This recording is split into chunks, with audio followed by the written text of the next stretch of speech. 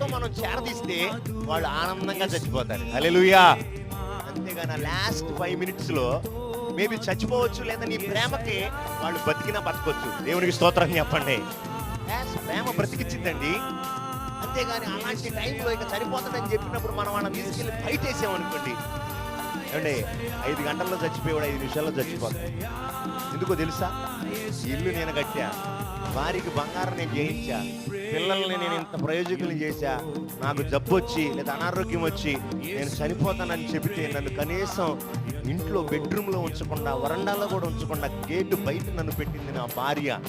నా పిల్లలు నన్ను ఒక అంటరాని వాళ్ళలాగా, లేదా ఒక అంటుకుంటే, లేదా నేను ఇంట్లో ఉంటే ఏదో అయిపోతుందని ఈ ఇల్లు నేను కట్టా, ఈ బంగారం నేను కొన్నా, ఈ పిల్లల్ని నేను కన్నా అని ఆ లాస్ట్ మినిట్స్లో వాళ్ళు చూస్తారు చూడండి.